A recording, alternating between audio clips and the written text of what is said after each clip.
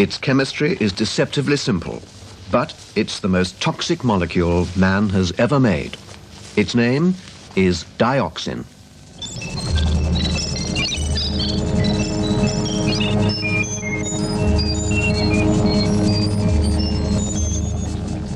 Imagine a tablet the size of an aspirin.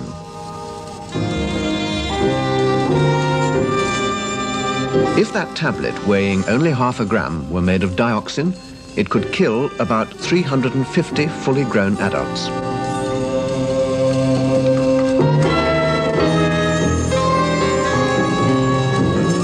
This extreme toxicity has prompted alarming headlines. Dioxin is in fact TCDD, tetrachlorodibenzodioxin, a complex name for a simple shape with 4 chlorines. There are over 70 dioxins, each with different chlorine positions. TCDD, the dioxin of the headlines, is just one of them. Cooking temperature is critical. High temperature, high pressure, high alkaline conditions all breed dioxin. Final measurement comes from the mass spectrometer. The advisory committee agrees their permitted level is very close to the lowest the spectrometer can detect. So the British dioxin level is not so much a safety limit, merely a level below which the machine cannot measure accurately. Dioxin, as we've seen, is almost unimaginably toxic. With the present state of the art, it looks as if it might be undetectably toxic as well. We'd never seen anything like it. Simply never seen anything like it. Because it had combined every chemical, every element that man has ever pulled out of the ground and put into a finished process and then burnt up into one plume. So I don't think there was any other environmental disaster which parallels it at all.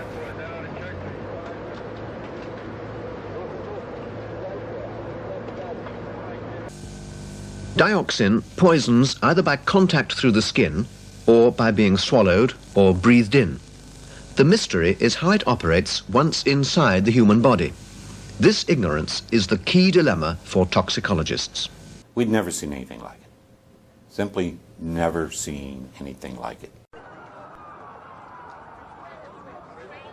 17 years after 9/11, the CDC reports that almost 10,000 first responders and survivors have been diagnosed with cancer.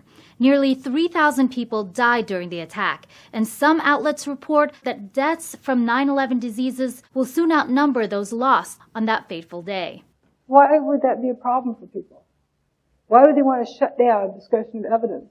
The case found that the government failed to protect workers from toxins. There was no hazmat protocol. People were eating on the pile, and all these people were, predestined to get sick, and sadly and tragically, they are.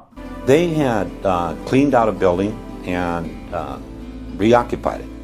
And then somebody discovered some dust in the building that proved to be dioxins. Was this material hazardous? And if so, how hazardous?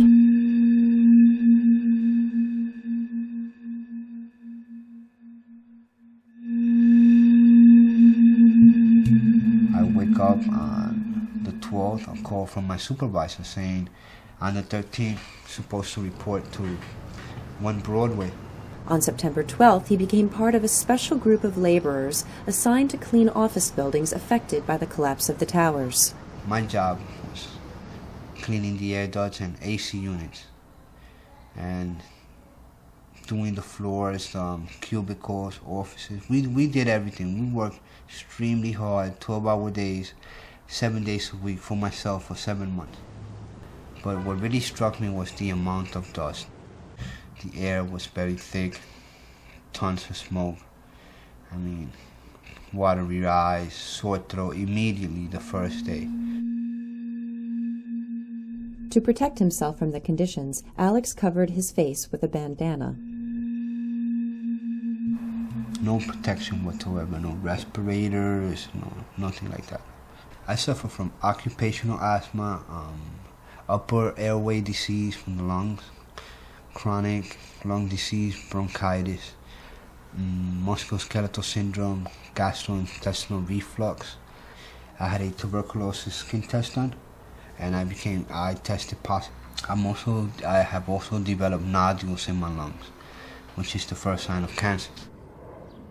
Unable to work, Alex lives on $200 a week from a partial workers' compensation settlement. And this dust cloud comes, and it's like milk, you know? It just comes, and it comes right up to this building, and I step inside, and it leaves just a pile of white dust. I mean, it covers the park, it covers the buildings, it covers everything. It's like somebody spray painted Lower Manhattan with white, you know, ash white. Covered everything with dust. A week after the attacks, with smoke still rising from Ground Zero, EPA Director Christy Todd Whitman pronounced the air safe to breathe, and many downtown residents, including the Gilroys, returned home. There was dust for months. There was always dust in the air. Gilroy and his neighbors felt immediate effects. I don't think that they should have said go back home. I don't think they should have lied, you know? I think they should have looked out for people better, you know?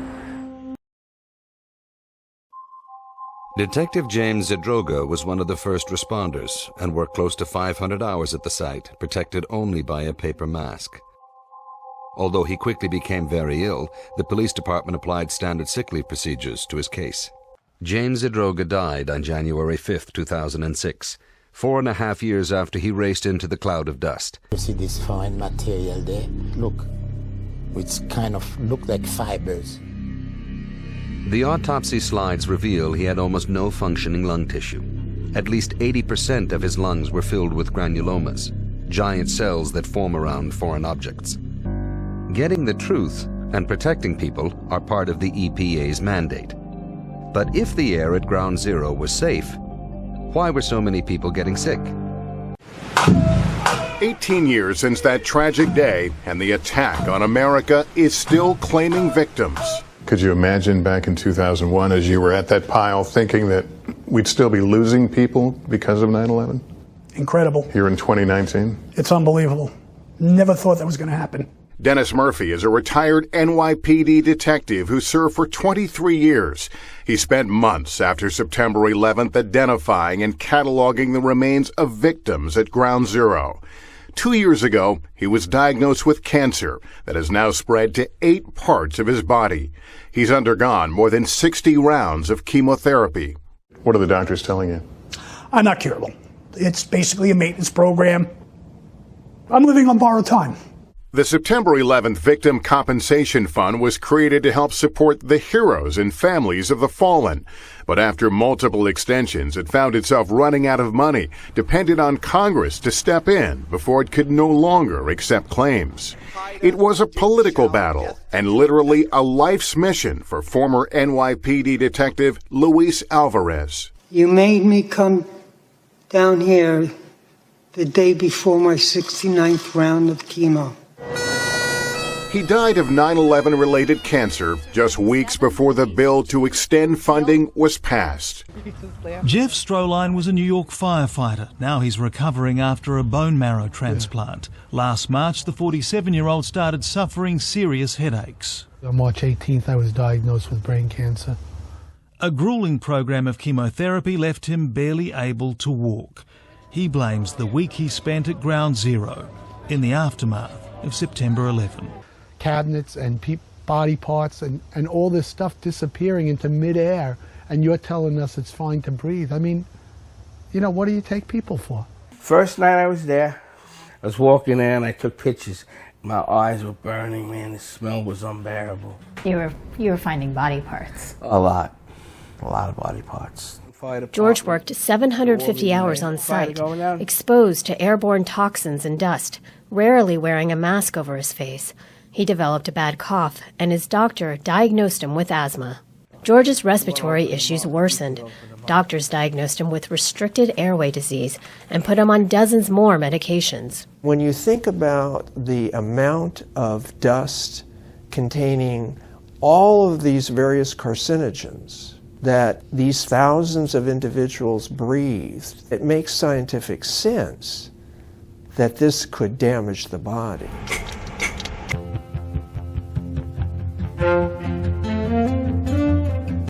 Dioxins are extremely persistent chemicals. Dioxins are sticky molecules. They don't like water very well. They'd rather be in fatty tissues or fatty material, and they'll bind to particles, settle out into the sediment. The sediment actually gets eaten by small critters, and they begin to bioaccumulate up the aquatic food chain. If dioxins are emitted from an incineration process, from any kind of combustion process, into the atmosphere, a certain amount of the dioxins can actually be in the gas phase, but most of them, again, will be stuck to little dust particles in the air. And the same thing will tend to happen as happened in the water. They're bound to the dust particles. They'll come down with the rain, or they'll settle down. They'll get onto plants and onto crops. Animals will eat the plants and crops, and then eventually we eat the animals. Dioxin seems to have the ability to interfere with basic processes in our bodies, so that in fact dioxin has been shown in our experimental animal studies, and now we're seeing more of this in our human studies.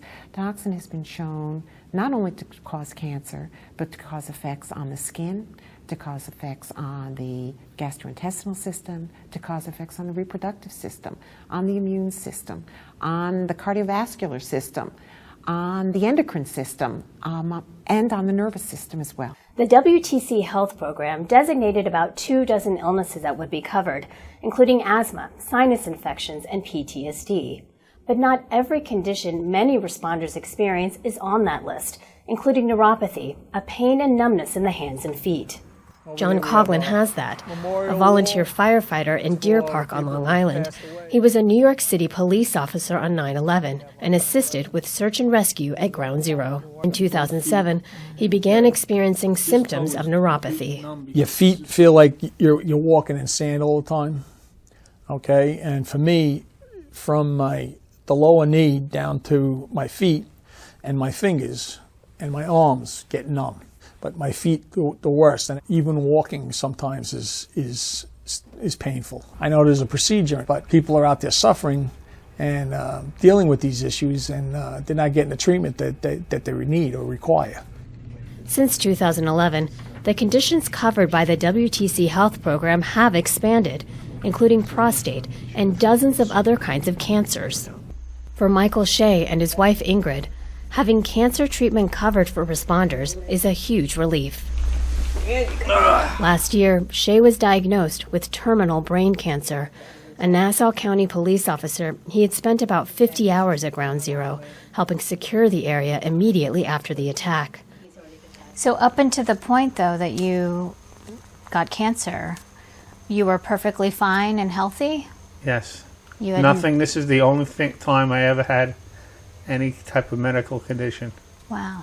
After months of chemotherapy and brain surgery, Shea's ability to walk, talk, and remember things has diminished.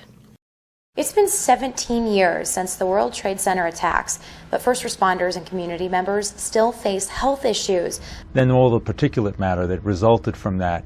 And then with all that burning, you had organic pollutants, polyaromatic hydrocarbons, PCBs, dioxin, benzene, heavy metals, lead, mercury. In 2018 alone, more than 4,000 people enrolled in the CDC's World Trade Center health program, which tracks and provides health care for 9/11 first responders and survivors. Many have compounding health issues.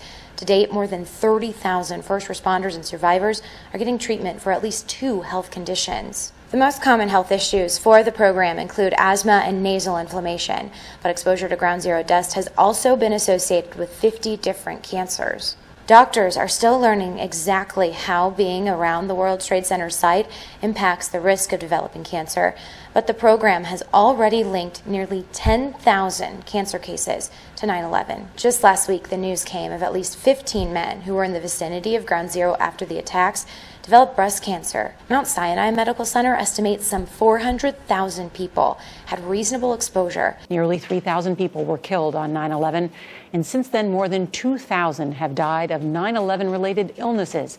And now it's estimated that 400,000 were exposed to toxins at Ground Zero. More than 70 cancers are on the list of 9/11-related illnesses identified by the federal government. We're unfortunately seeing a rise in cancers. Stuyvesant alum Kathy Choi died this year of gastric cancer. She was just 32 years old. Oh, that's tough to hear. So many people breathe that toxic air, including you.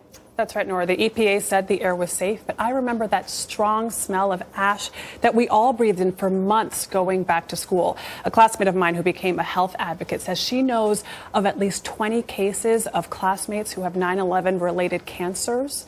That's why it's critical. That's why health officials want everyone who was in the area, first responders, but also people who lived, worked, and went to school in the area to get screened. I didn't realize the extent of this until tonight. Thank you, Adriana.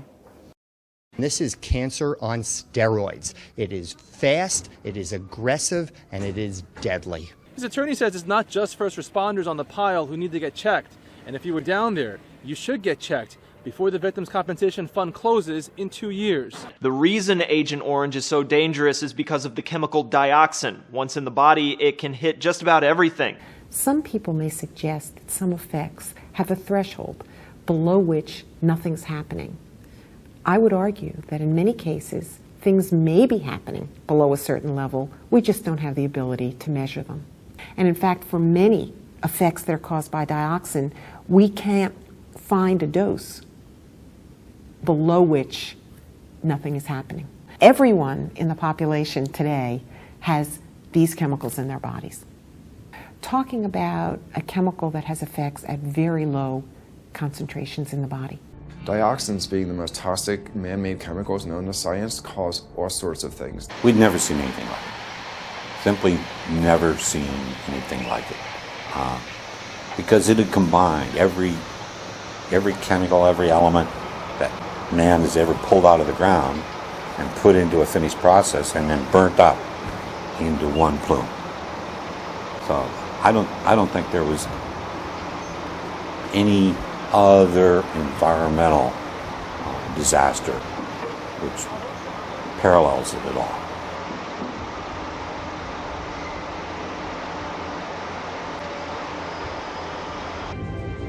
Whitman, EPA director, on the 18th made a statement that the air was safe to breathe. My name's David Miller. On September 11th, 2001, along with hundreds of my fellow troops, I went to Ground Zero.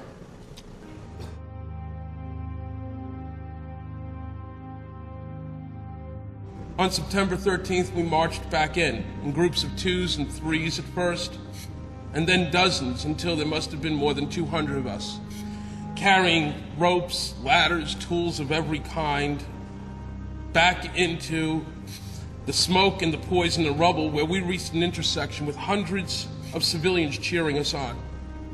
Our uniforms were torn and soiled. Our resolve was simple: to stay and dig as long as we had any hope to save anybody. I want to tell you about how sick so many of these brave men and women have become.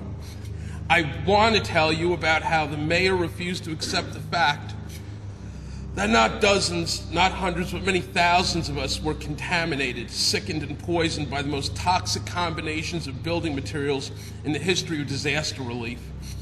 Attention Walmart shoppers, 9/11 was an inside job. Why would that be a problem for people? Why would they want to shut down discussion of evidence?